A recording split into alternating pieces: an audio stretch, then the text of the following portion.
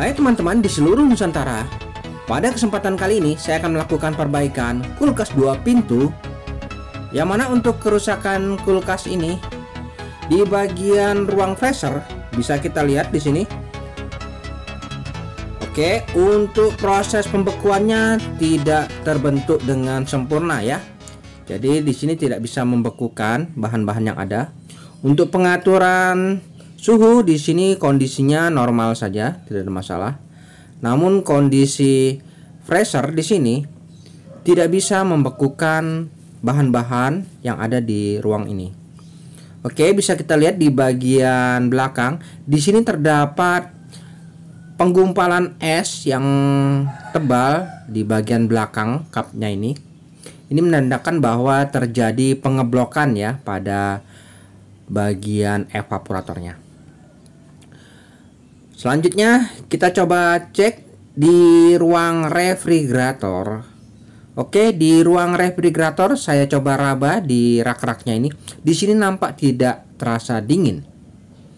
Sehingga bahan-bahan makanan yang ada di ruang refrigerator ini menjadi rusak. Oke. Ya, bisa kita perhatikan di sini ruang refrigeratornya juga tidak dingin. Padahal di sini ada hawa dingin yang masuk, namun proses pendinginannya juga tidak bisa sempurna. Baik, kita akan coba cek lagi di bagian belakang. Kita bisa lihat apakah ada masalah. Untuk dinding-dindingnya di sini terasa hangat ya, tidak ada masalah. Jadi apa penyebab dari kulkas ini? Baik, kita akan coba geser terlebih dahulu untuk melihat di bagian belakang. Ini adalah kulkas Polytron 2 pintu. Dan di bagian belakang di sini bisa kita cek dan kita perhatikan yang terutama di penampungan airnya. Nampak di sini kering ya, tidak ada genangan air, menandakan proses pencairannya tidak sempurna. Ya, tidak terjadi. Untuk mesin kompresor di sini bekerja normal. Lalu bisa kita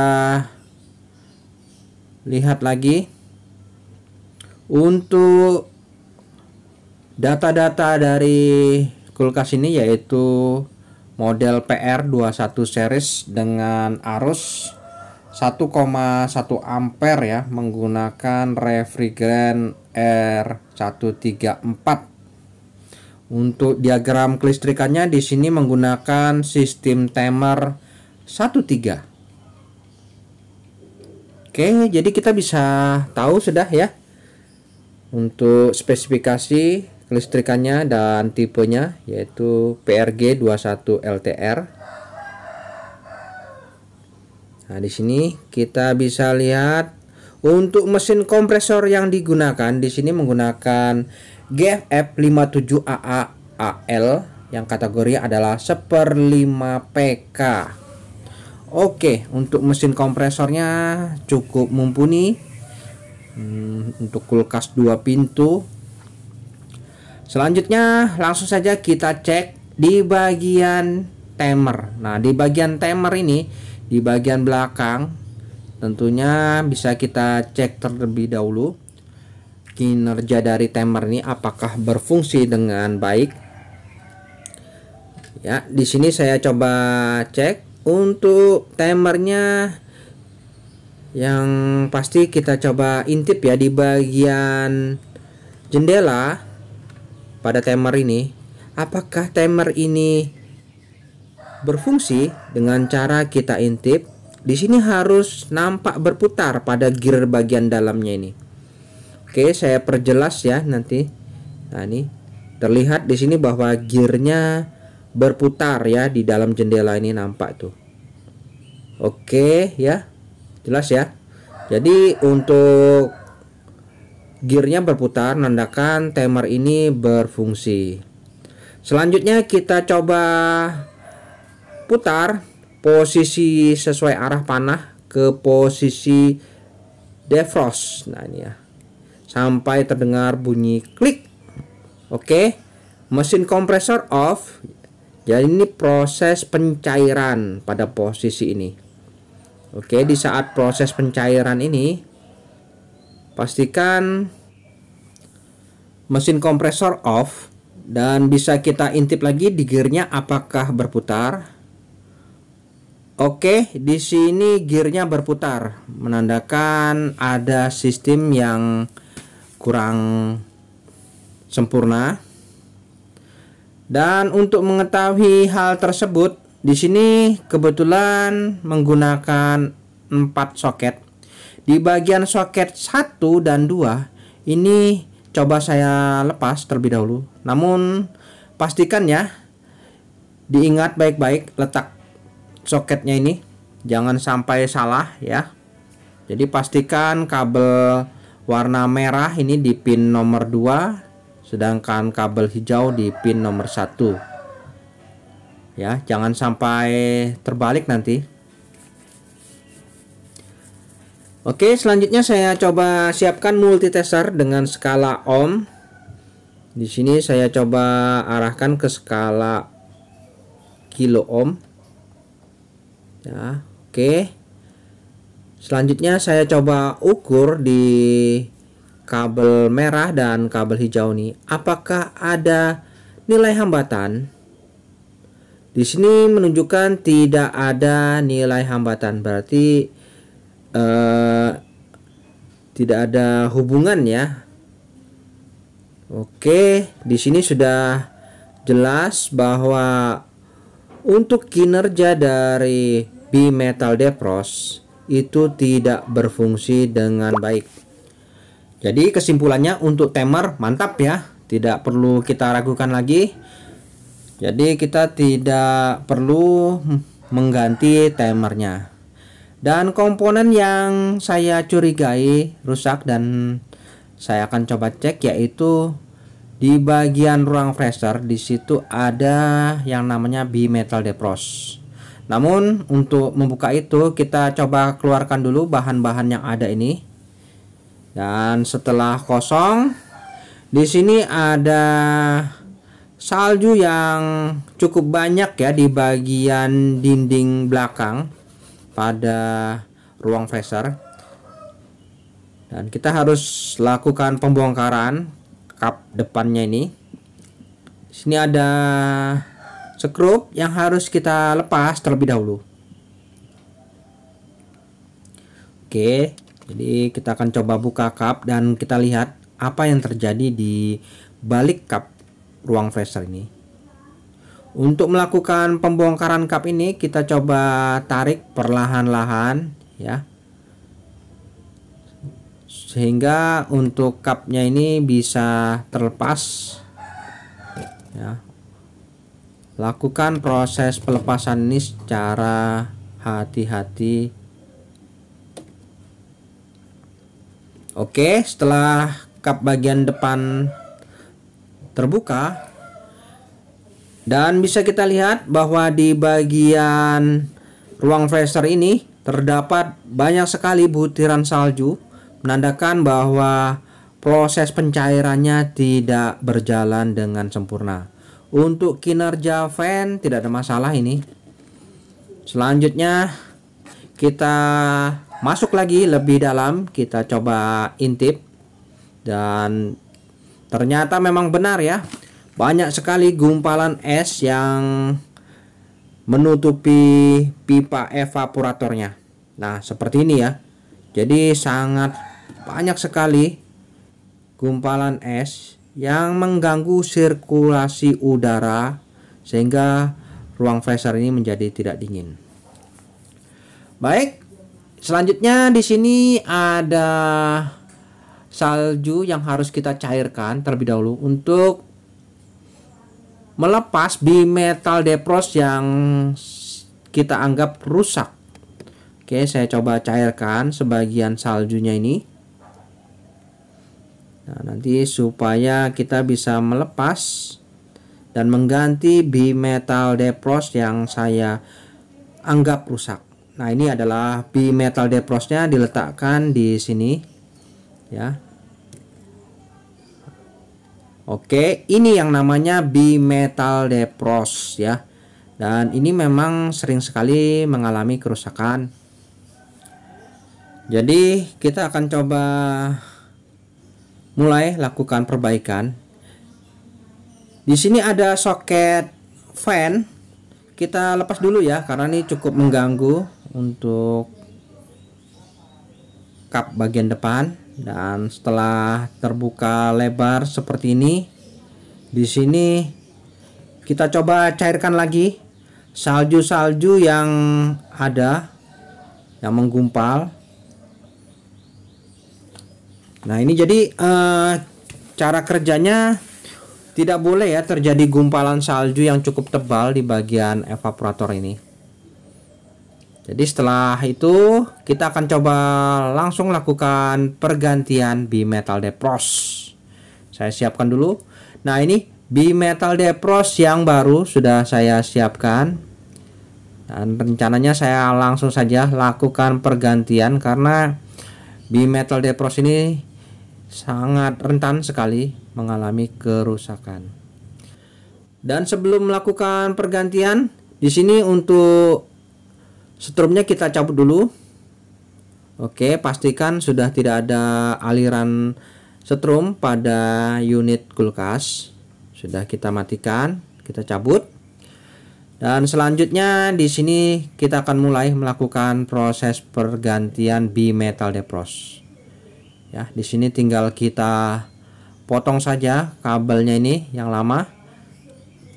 Dan untuk penyambungan bimetal depros ini bebas ya, bolak-balik tidak ada masalah. Di sini tidak ada positif, negatif atau fase netralnya, tidak masalah. Jadi bolak-balik tidak mengapa. Oke ya, kita coba lakukan pergantian bimetal depros dengan yang baru. Nah, ini ya, untuk melakukan penyambungan ya, usahakan kita sambung sebaik mungkin ya, jangan sampai kendor karena ini pengaruh ya apabila proses penyambungan yang kurang baik. Selanjutnya setelah kita sambungkan, kita coba tutup dengan isolasi. Dan untuk proses pengisolasian sambungan ini harus rapat ya, jangan sampai kendor.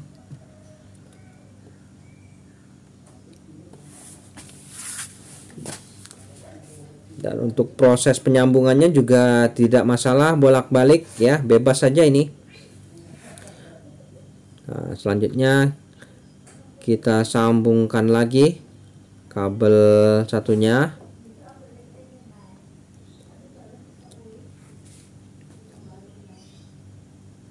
Oke ya, jadi proses penyambungan kita lakukan secara baik. Dan jangan lupa diisolasi juga.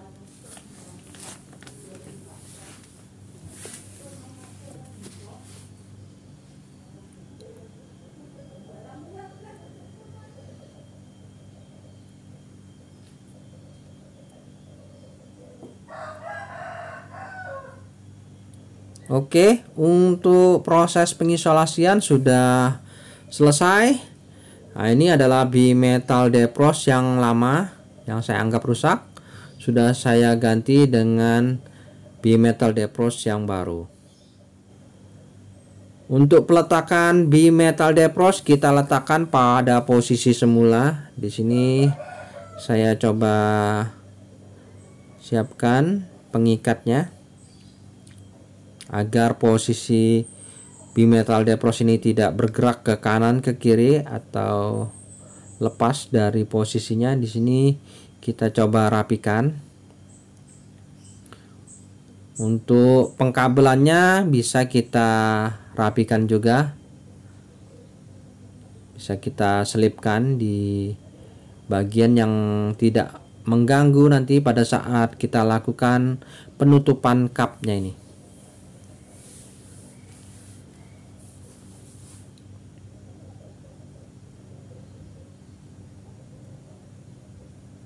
Oke, seperti ini ya, sudah terlihat cukup rapi sudah. Dan sampai di situ tinggal kita lakukan pengetesan ya. Di sini saya coba berikan sumber lagi ya, saya hidupkan. Oke. Langkah selanjutnya di sini bisa kita cek di bagian penampungan air. Apakah ada genangan air? Ternyata masih belum. Dan untuk itu kita harus bersihkan ya saluran pembuangan yang menuju ke bagian penampungan. Pastikan saluran pembuangannya itu berfungsi dengan normal. Oke. Di sini setelah saya coba bersihkan dan lihat untuk saluran pembuangannya sudah lancar ya, yang tertutup dari salju yang cukup tebal tadi. Di sini sudah mencair dan sirkulasi pembuangan pastikan lancar ya, seperti ini. Jangan sampai terabaikan ini. Terkadang memang kita lupa ya mengecek di bagian ini, hanya mengganti bimetalnya saja. Oke. Dan pastikan ya untuk penampungan airnya sirkulasi pembuangannya mantap ya. Dan setelah yakin semuanya sudah selesai, selanjutnya kita akan coba rapikan semua ya. Di sini bisa kita lakukan penutupan saja di bagian ruang freezernya ini. Oke, kita pasang dulu soket fan-nya ini yang menuju ke bagian depan cupnya ini. Oke, kita coba pasang dulu cupnya ini. Dan untuk kabel-kabel yang mengganggu perputaran fan-nya ini kita coba benahi ya. Pastikan fan ini tidak terbentur kabel-kabel atau apapun, supaya kinerja fan pada ruang freezer ini berfungsi dengan normal. Oke, dirasa sudah yakin semua, tidak ada masalah. Selanjutnya tinggal kita tutup lagi cup bagian depannya ini lagi.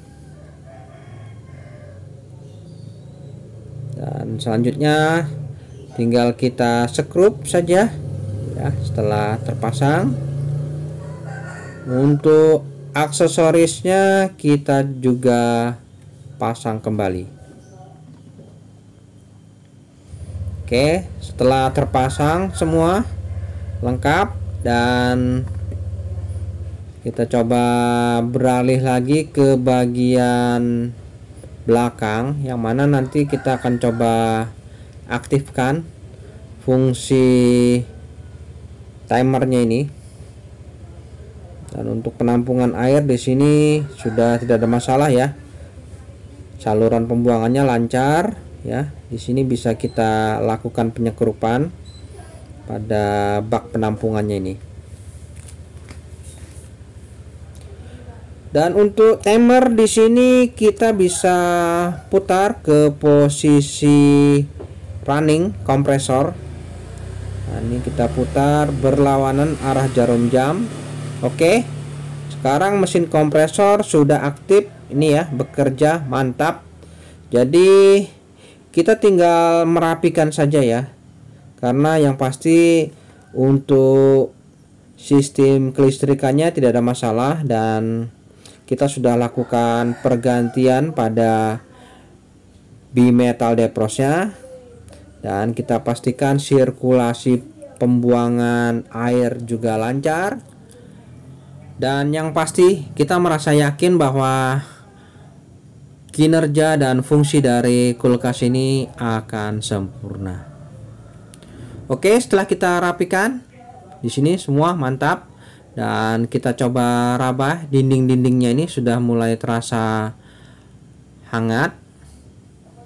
Jadi di sini kita harus pastikan ya, dindingnya di sini sudah terasa panas. Kemudian untuk kinerja fan pada ruang freezer ya, mantap, tidak ada masalah. Jadi untuk perbaikan kulkas ini saya anggap sudah selesai.